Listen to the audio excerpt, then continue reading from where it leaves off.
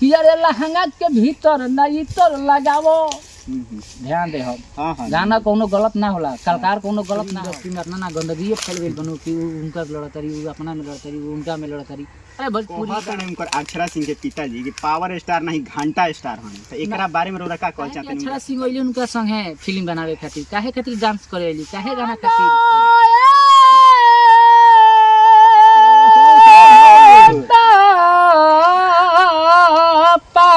अभी हमरा साथ में जुड़ गए बाड़े भोजपुरी के मशहूर राइटर ढंढानवा स्टार जय सिंह जहरीला जी।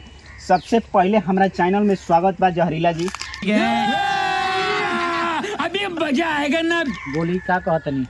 हम ई जानल चाहतानी कि अभी प्रेजेंट में अनेकों सुपरस्टार के रौरा गाना लिखले बानी। जरूर। अभी प्रेजेंट में और कौन गाना आवे वाला बाटे कोनो लिखले बानी? जरूर एगो हमर गाना आवता। तनी बताई। और गाना साइड सॉन्ग ह जौन गीत भी गावत रहे सूरज राज अलबेला पटना नेहा स्टूडियो से। ठीक बा। अच्छा, अभी भोजपुरी में बहुत सारा विवाद चला ताटे अक्षरा सिंह के तो कबो ज्योति सिंह के लेके, एकरा बारे में राय का बा? का हमरा हेलो के बारे में बताएं? भोजपुरी इंडस्ट्री में अपना ना गंदगी फैल गई बनो कि उनका लड़तरी उ अपना में लड़तरी उनका में लड़तरी। अरे भोजपुरी बात सब मिलजुल के रही, हमनी के तो इहे चाहम जा। ये बड़ी अच्छी बात कही आप। हमनी के कमी है समझाइबे करम जा, लेकिन के बात माने वाला बा। अच्छा, अक्षर अभी तक भोजपुरी में रौरा कौना सुपरस्टार के सबसे बेस्ट मानी? बेस्ट कार माने के बाद देखी हमनी के वो कलाकार हैं जा। ठीक बा जी जी। कलाकार के हिसाब से खेसारियों के बराबर मानम, पौनुसी के बराबर मानम। बात तो सही है। लेकिन कुछ ऐसा भी फाइन बाड़े, केहू कहला कि खेसारी ट्रेंडिंग स्टार तो केहू पावर पवन स्टार। तो हमारा बुझाले कि खेसारी से बढ़िया ही बेहतरीन ही गावेले पवन सिंह जी, ऐसा बात नहीं थे। बहुत गायकी में बेस्ट रौरा केकर लगेला? पवन सिंह के लागेला।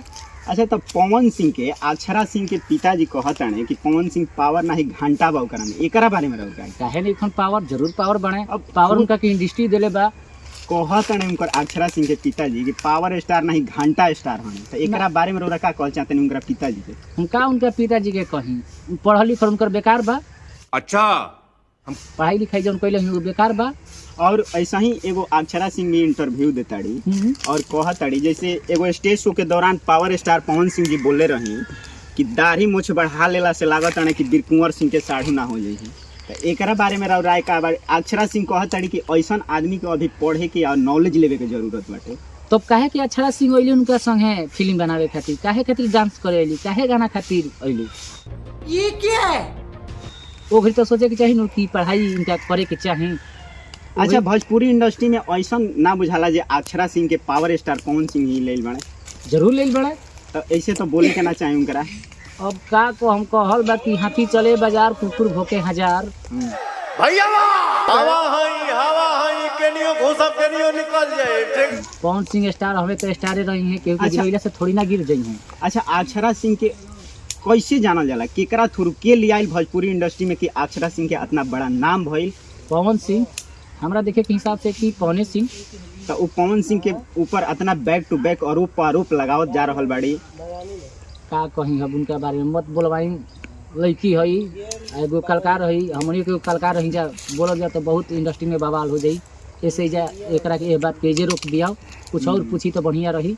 अच्छा, ठीक बा। अच्छा, अभी प्रेजेंट पर ओरा कहनी है कि एगो गाना आवेला बाटे, तो ऐसा कौन गाना बाटे और कौन सैड सॉन्ग बा ओकरा के बारे में कुछ बताई और कौना सिंगर के साथ में आवेला भाई तो बताई है, लेकिन वो गाना के हमनी के बीच में रखी 2 लाइन जरूर रखम।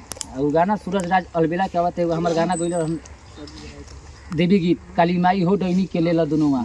ओकरा बाद ढंढानवा वाला गाना रहो केकरा साथे? ढंढानवा आई रहे वो करण राजा रहन, उनके के देले रही लिख के। देख लीजिए भाई लोग, ई उहे राइटर हने जौन राइटर जय सिंह जहरीला और ढंढानवा जैसन गाना के लेले और बहुत ब्लास्ट कैले रहे वो गाना। तो आज वही भाई से मिलल बानी और भाई से बहुत सारा भी जानकारी लिहल जाई। लेकिन अभी जौन कनी है गाना आवे वाला बाटे, वो गाना के बारे में बताई और 2 लाइन हमनी के बीच में गा के भी सुनाई। जरूर हम सुना देते नहीं। गावत है सूरज राज अलबेला गावत रहे गीत हमार, नेहा फिल्म से गावत रहे पटना से। ठीक बा। वो गाना के हमरा बोल बा मजनुआ के काट के दूरे पे गड़ा था। 2 लाइन सुना देते नहीं गाना के। पिया ने हमारा के मुआदा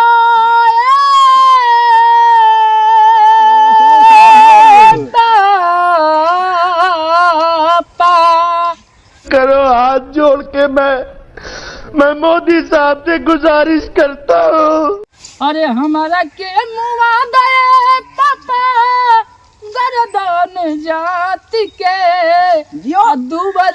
पर गाड़ल बा मजनुआ के काट के। इतने तेजस्वी लोग हैं हमारे पास, कितने शानदार विचार रखते हैं जी। जियो से ई गाना आ रहल बा, आ बहुत बढ़िया गाना के वीडियो भी बनता है। हाँ, हाँ, वीडियो के साथ में गाना जरूर हमारा जो गीत अब आई वीडियो के साथ ही आई, लोकल गाई स्टार सिंगर गावे। और आगे भी एक बाद भी गाना आवेला बाटे। बहुत आवेला बा गाना। एगो गाना हमारा आवता देहात सॉन्ग कि अरे लहंगा के भीतर ना इतर लगावो। इतने तेजस्वी लोग हैं हमारे पास। ध्यान दे हम हाँ हाँ गाना कोनो गलत ना होला, कलाकार कोनो गलत ना होला, लोग बना देवेले।